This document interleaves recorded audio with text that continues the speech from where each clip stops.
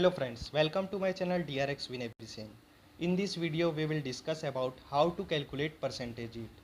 इस टॉपिक में बहुत से लोगों को डाउट रहता है और कई बार समझ भी नहीं आता।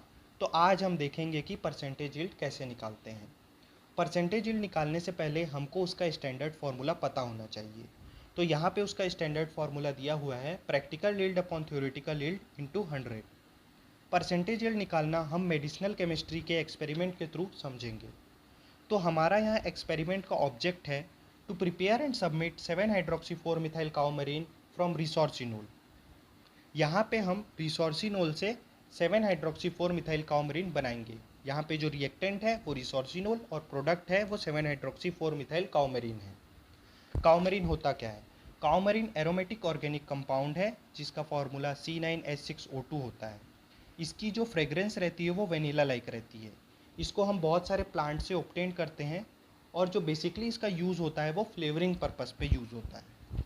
दूसरा हमारा रिएक्टेंट रिसोर्सिनोल जो कि एक क्रिस्टलाइन कंपाउंड है जिसको हम गैल्वेनम रेजिन से ऑब्टेन करते हैं, जिसका जो बेसिकली यूज़ है वो production of dyes and cosmetics. Dyes मतलब कलरिंग एजेंट।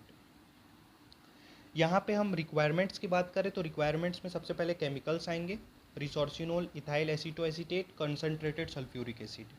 यहाँ पे मैंने ग्लासवेयर्स को इंक्लूड नहीं किया है जो नॉर्मली यूज़ होते हैं, जैसे कि measuring cylinder, beaker, glass rod, pipette, conical flask, ये सब यूज़ कर सकते हैं। फिर देखते हैं हम केमिकल रिएक्शन। यहाँ पे रिसोर्सिनोल जो है वो इथाइल एसीटोएसीटेट से रिएक्ट कर रहा है और 7 हाइड्रोक्सी 4 मिथाइल काउमेरिन बना रहा है। उसके बाद हम देखते हैं प्रोसीजर। प्रोसीजर में हमको दो सॉल्यूशंस बनाने होंगे। पहला सॉल्यूशन में हमको 15 ml कंसनट्रेटेड सल्फ्यूरिक एसिड को लेना है और स्टीर करते हुए हमें उसे वाटर बाथ पे रखना है। दूसरा सॉल्यूशन हम बनाएंगे जिसमें हम 3.7 ग्राम रिसोर्सिनोल लेंगे, 4.5 ग्राम इथाइल एसीटोएसीटेट लेंगे, दोनों को मिक्स कर देंगे। फिर हम थर्ड प्रोसीजर में आते हैं जिसमें हमको सेकेंड सॉल्यूशन जो बना है उसको हमको फर्स्ट सॉल्यूशन में डाल देना है। यहाँ पे नोट करने वाली बात यह है कि जो टेम्परेचर है उसका ध्यान रखना है कि वो 10 डिग्री सेल्सियस से ज़्यादा एक्सीड ना हो। उसके बाद हम उसको स्टीर करते रहेंगे और फिर जब 7 हाइड्रोक्सी 4 मिथाइल काउमेरिन जो है वो सेपरेट हो चुका होगा तब हम उस मिक्सचर को क्रश डाइस में डाल देंगे और फिर हम उसको फ़िल्टर पेपर से फ़िल्टर करके उसका हम परसेंटेज यील्ड निकालेंगे। परसेंटेज यील्ड निकालने से पहले आपको मैंने स्टार्टिंग में फॉर्मूला बताया था practical yield upon theoretical yield into 100। तो सबसे पहले हम थ्योरेटिकल यील्ड निकालेंगे। तो थ्योरेटिकल यील्ड होता क्या है? तो यहाँ पे देखिए कि जैसे कि कोई कोई अब आप जब एक्सपेरिमेंट करते हैं तो टीचर या फैकल्टी कॉलेज या फिर स्कूल में आपको कुछ वैल्यूज़ देते हैं, आपको क्वांटिटीज़ देते हैं। किसकी क्वांटिटीज़? रिएक्टेंट की क्वांटिटीज़। तो फिर आप थ्योरेटिकल यील्ड आप निकाल के देखते हैं। थ्योरेटिकल यील्ड का मतलब होता है कि जो आपको टीचर ने या फिर जो आपके बुक में जो भी क्वांटिटीज़ दी हुई है किसकी? रिएक्टेंट की, उससे आप कैलकुलेट करते हैं कि हम इतना इतना क्वांटिटीज़ में रिएक्टेंट को ले रहे हैं तो हमारा जो है रिज़ल्ट जो है, हमारा जो प्रोडक्ट है वो हमारा इतना ग्राम बनना चाहिए। ये हम एजम्पशंस करके चलते हैं कि हमारा इतना तो बनना ही चाहिए, पर असलियत में ऐसा होता नहीं है। क्योंकि हम जब प्रैक्टिकल करते हैं, इसको परफॉर्म करते हैं, तो वहाँ पे कई सारे एरर्स होते हैं हमसे, और जो ग्लासवेयर्स हैं वो भी उनसे भी एरर्स होते हैं, और जो केमिकल्स हम ले रहे हैं वो भी एक्सपायर हो चुके रहते हैं कई बार। तो ऐसी सब कंडीशन नहीं रहती कि परफेक्ट जो है हमारा प्रैक्टिकल हो। इसीलिए जो हमारी जो वैल्यू आती है प्रैक्टिकल यील्ड की वो हमेशा थ्योरेटिकल यील्ड से कम आती है।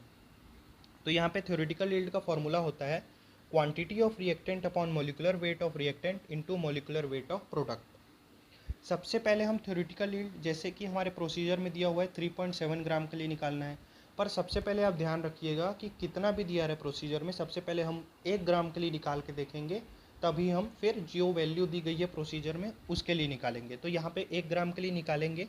मॉलिक्यूलर वेट दिया हुआ है 110.1 ग्राम पर मोल, किसका? रिसोर्सिनोल का। और यहाँ पे मॉलिक्यूलर वेट दिया हुआ है प्रोडक्ट का, काउमेरिन का, 176.17 ग्राम पर मोल। हम उसको फॉर्मूले में रख देंगे और हमारी जो वैल्यूज़ आएगी 1.60 ग्राम हमारी वैल्यू आई। ये इसका मतलब ये होता है कि हम 1 ग्राम रिसोर्सिनोल लिए तो हमारा प्रोडक्ट कितना बना? 1.60 ग्राम। ठीक है। उसके बाद हम 3.7 ग्राम ऑफ रिसोर्सिनोल के लिए निकाल के देखेंगे। तो वही फॉर्मूले में रख देंगे हम कि weight of reactant upon molecular weight of reactant into molecular weight of product. उसके बाद हमारी थ्योरेटिकल वैल्यू जो भी आएगी, यहाँ पे आई है 5.92 ग्राम, आप कैलकुलेट कर सकते हैं।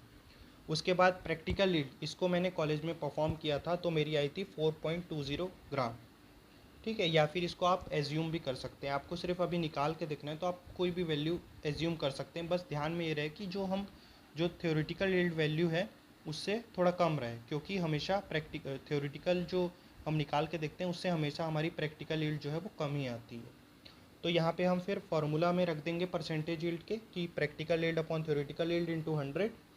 फिर यहाँ पे हमारी परसेंटेज यील्ड निकल जाएगी, जो कि यहाँ पे 80.76% निकला है। तो यहाँ पे हमारा रिजल्ट आ जाता है कि seven hydroxy 4 methyl from resorcinol has been prepared and submitted, the percentage yield was found to be 80.76%।